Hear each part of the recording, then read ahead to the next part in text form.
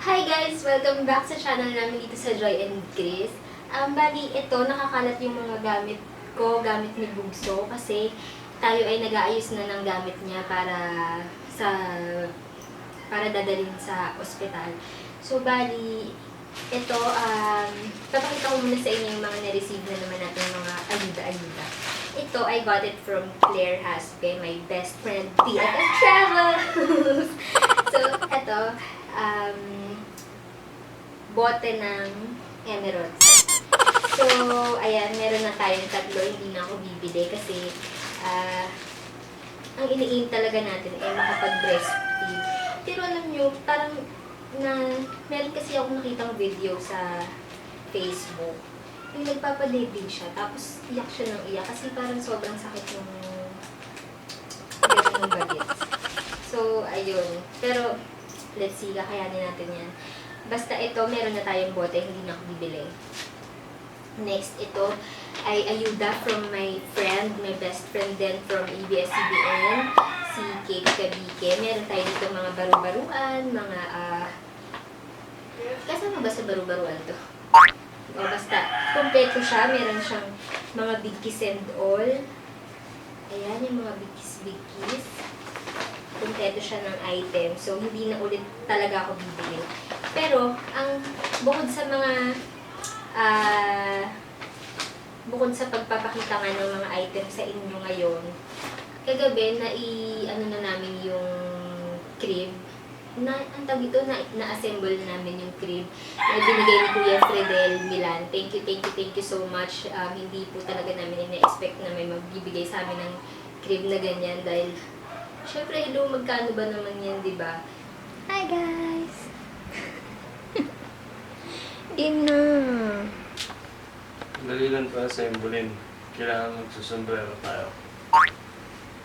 Second step, the zipper. Third step, standby. Stand mo siya. I-stand mo yan. The opening. Ito ang the opening.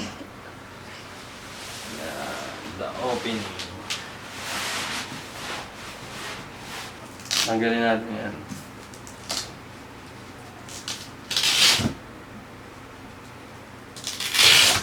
The removing pa rin tayo ha.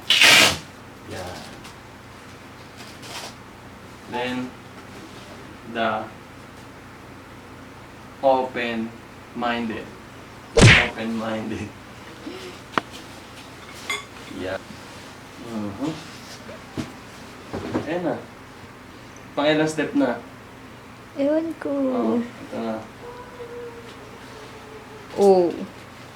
Pinupul lang yan ganyan. Ano yung the butterfly?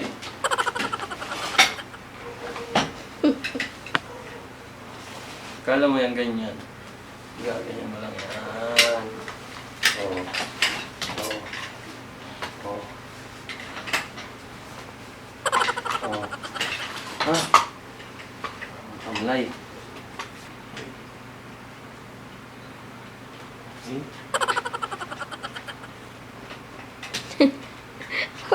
Pawis na.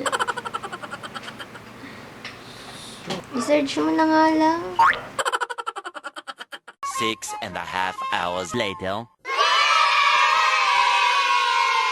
Sobrang thankful po kami na meron po mga taong concerned, meron mga taong hindi nanghihinayang na ibigay kung ano yung mga meron sila to people na kailangan din yung mga bagay na yun.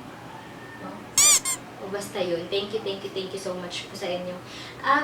Ngayon po, ang gagawin ko talaga ngayon ay lalaban ko yung mga items na to. Lalaban ko siya. Kasi kahapon, dumating na ang warang panlaba. Ito daw yung ginagamit ng para sa mga newborn na panlaba. Buko. Ano ba? Ano ba yan? Ano ba kasi? Yeah.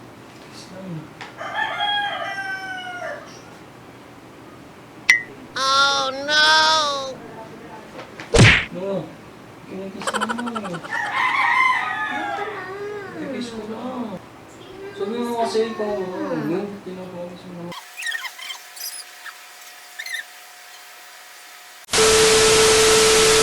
Ayun na nga, nasa naman tayo. Deadmine yung kanina kasi hindi siya bate. Ngayon, ang gagawin ko na next ay ituturo ko sa inyo kung ano ba yung natutunan ko, yung nabasa ko through online research, tapos yung mga nag-gather ko na information from other people. Like, ito si Ma'am Shimels, tinanong ko siya kung paano ba yung tamang way ng paglalabas. So, let's go. Tayo umakyat na at maglaba. Come on, come on. Andito na tayo sa taas at ngayon ay maglalaban na tayo. Nandiyan na yung ating mga paraphernalia, pero first mag-iinit muna tayo ng tubig para panlagay dun sa ibababad. O, di ba wala? Ba't wala? Again, so ang una natin gagawin daw, according sa ating research at according sa mga momshies na expert na sa paglalaban ng ganito, kailangan ang first ay ilagay ko muna dito yung mainit na tubig, tapos i-dissolve yung detergent powder.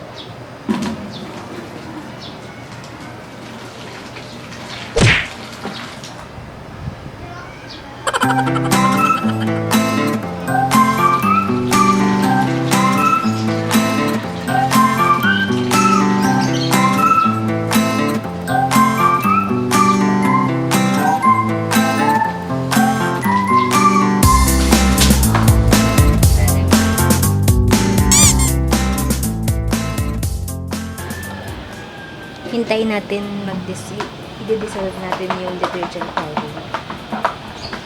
Tapos saka natin ilalagay yung mga gamit.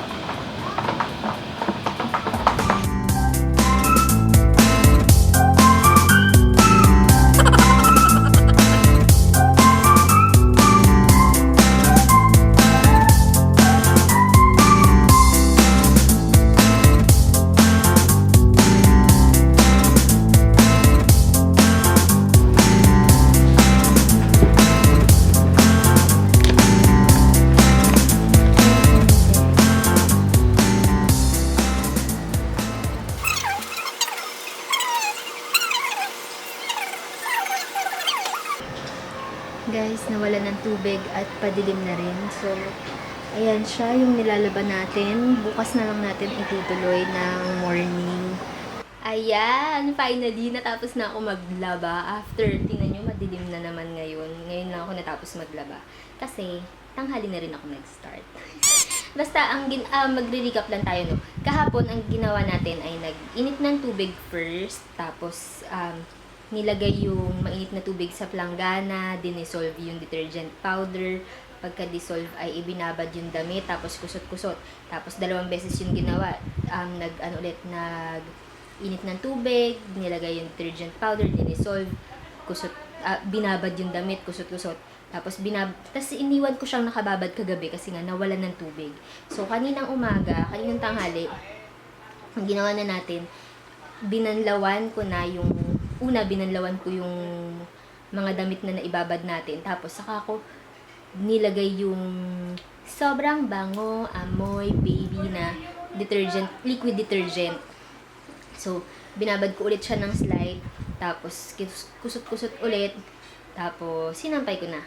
Ihahabol ko lang. No? Gusto ko mag-thank you ulit kay Ate Cash dahil bukod sa mga damit na binigay niya, meron pa siyang binigay na itong stroller. Tadan! Stroller. At saka itong, ano bang tawag dito? Baby carrier. Thank you, Ate Cash. Tapos, meron din mga nagbigay sa atin. Ate Dina, thank you sa iyong paayuda ng mga damit ng baby. Tsaka, meron din siyang mga binigay na mga ganito. Mga pangdinis ng mga botelya ng Bagetsina. Ayan. Siyempre, hindi natin makakalimutan si Ate Cecil Basaysay na binigyan tayo ng Simplest Newborn Cleanser made with love. Ito ay panligo Sacred. Sacred siya dahil pandigo. Charot. Hindi. Tsaka bukod dyan, mayroon siyang binigay na super cutie patuti na cutie patuti na yung pacifier. Pacifier siya na lion. Lion ang binigay niya sa akin dahil mahilig ako sa pusa. At ang lion ay alam natin na feline. At ang buhok ko ay parang lion pag nakalugay. Ayan ba goal mo, te? Charot. Ayan. Thank you. Maraming salamat sa mga additional ayuda for this journey. At makakaasa kayong iingatan natin lahat ng mga ibinigay ninyo sa amin. So, maraming salamat. Ito ang mahiwagang cabinet ni Bugso. Nandyan lahat ng mga gamit niya. At, ayun lang muna for today. Maraming salamat sa panonood ng vlog na ito. Kahit na, gulo. Ayun, please subscribe sa channel namin. Sa Joy and Chris.